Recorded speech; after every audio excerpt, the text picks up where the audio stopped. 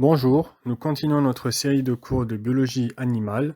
Nous avons vu dans la vidéo précédente la première partie du tissu conjonctif. Nous allons à présent voir les différents types du tissu conjonctif. Donc, les tissus conjonctifs sont classés selon la proportion qu'ils possèdent de cellules, de fibres et de matières extracellulaires. Qu'est-ce que cela veut dire? Si le nombre de cellules, la proportion de cellules est égale à la proportion de fibres, qui est égale à la proportion de substances fondamentales, nous allons appeler cela un tissu conjonctif lâche. Si par contre le nombre de cellules est supérieur aux fibres et à la substance fondamentale, ceci sera appelé un tissu conjonctif adipeux. Si par contre ce sont les fibres qui sont supérieures, alors c'est un tissu conjonctif fibreux. Si enfin la substance fondamentale est supérieure à la proportion de cellules et de fibres, nous allons retrouver ce cas-là dans les tissus conjonctifs embryonnaires ou mucoïdes ou enfin la gelée de Wharton. Donc, tout va s'éclaircir. D'abord, nous avons un tissu conjonctif lâche. Ce sont les tissus les plus répandus dans l'organisme. Ils permettent de combler le vide entre les cellules. Ils sont composés de fibroblastes, de fibres, de collagène et élastine, et de substances fondamentales. On les retrouve dans la peau, à savoir le derme et l'hypoderme, le chorion des muqueuses digestives, respiratoires ou urogénitales, où il est appelé lamina propria, et enfin la paroi des vaisseaux sanguins, à savoir l'adventice. Son rôle va être de permettre le passage de nombreuses substances entre le sang et les tissus. Il est le siège des réactions des défenses de l'organisme, les défenses immunitaires, et amène la vascularisation, le drainage lymphatique et l'innervation dans les tissus. Donc, nous pouvons voir dans cette coupe histologique le derme et l'épiderme. Donc, ce qui nous apparaît en rouge, c'est l'épiderme, avec notamment les cellules kératinocytes collées les unes aux autres. Puis vient le derme, où nous pouvons distinguer le noyau des cellules fibroblastes, entouré. En bleu, c'est les fibres, puis en transparent, c'est la substance fondamentale. Donc, nous voyons clairement des cellules fibroblastes baignant dans les fibres et la substance fondamentale, c'est-à-dire la matrice extracellulaire. Ensuite, le tissu conjonctif adipeux. C'est un tissu très riche en adipocytes, séparés entre elles par un fin réseau de fibres de réticuline, ainsi que de capillaires sanguins. Il en existe deux types. Nous avons deux types. D'abord, le tissu adipeux secondaire, aussi appelé graisse blanche. Il est composé d'adipocytes blancs, organisés en lobules. Il synthétise, stocke et libère les lipides sous forme de triglycérides, sous l'action de l'insuline grâce à des récepteurs présents à leur surface. Donc en fait, ces adipocytes blancs possèdent des récepteurs à l'insuline. Lorsque l'hormone l'insuline vient se poser au niveau de ces récepteurs, ils vont libérer les lipides sous forme de triglycérides. Les adipocytes blancs possèdent une seule vacuole lipidique. Leur fonction essentielle est l'isolation thermique et la protection contre les chocs.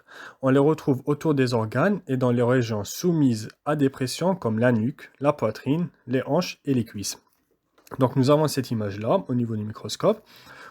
Pourquoi ils sont appelés blancs? Parce qu'en fait la majeure partie de leur cytoplasme est composée par une vacuole lipidique.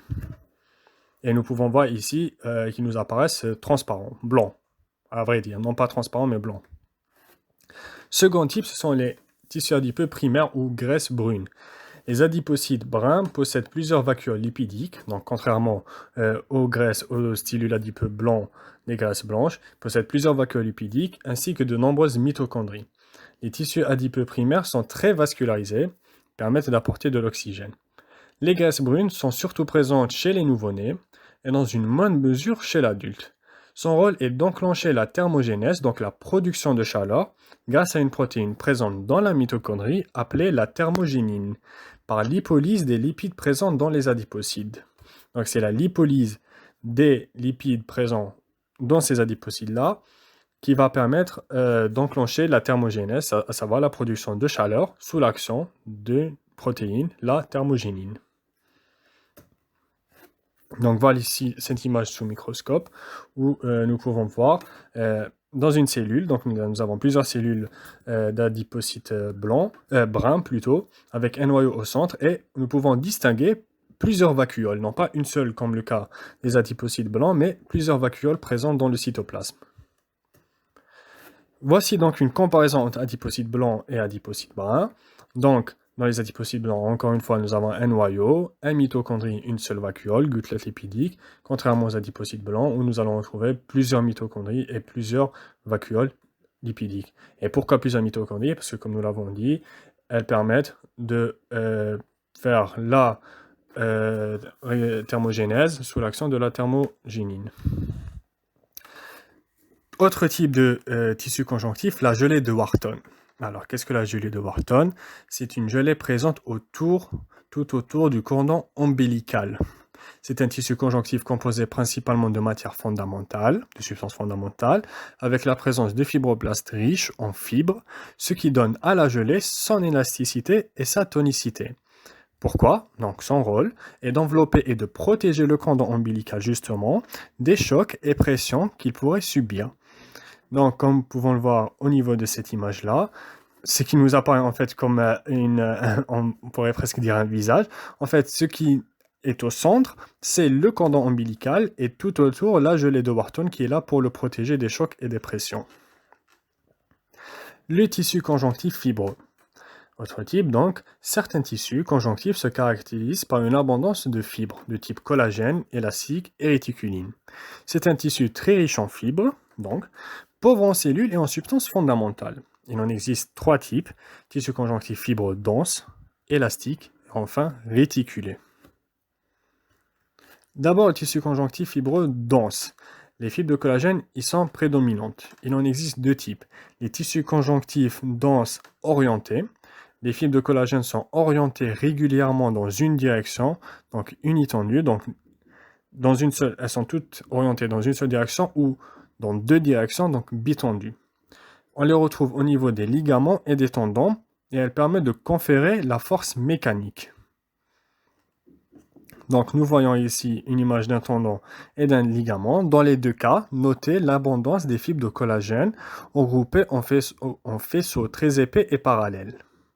Les fibrocytes, donc on voit bien les noyaux sur ces préparations, sont peu nombreux et aplatis entre les faisceaux de collagène.